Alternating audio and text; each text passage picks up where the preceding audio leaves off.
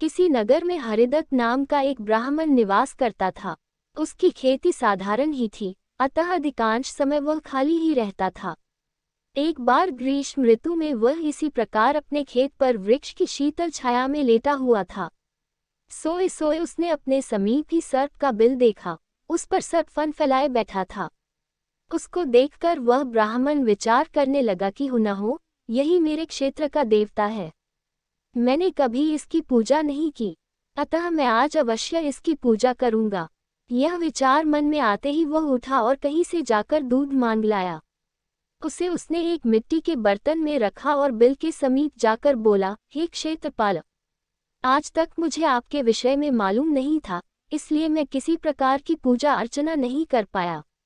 आप मेरे इस अपराध को क्षमा कर मुझ पर कृपा कीजिए और मुझे धन धान्य से समृद्ध कीजिए। इस प्रकार प्रार्थना करके उसने उस दूध को वहीं पर रख दिया और फिर अपने घर को लौट गया। दूसरे दिन प्रातःकाल जब वह अपने खेत पर आया तो सर्वप्रथम उसी स्थान पर गया। वहां उसने देखा कि जिस बर्तन में उसने दूध रखा था उसमें एक स्वर्ण मुद्रा रखी हुई है। उसने उस मुद्रा को उठाकर रख लिया।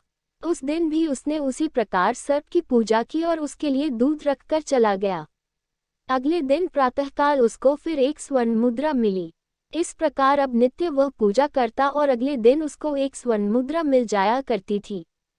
कुछ दिनों बाद उसको किसी कार्य से अन्य ग्राम में जाना पड़ा।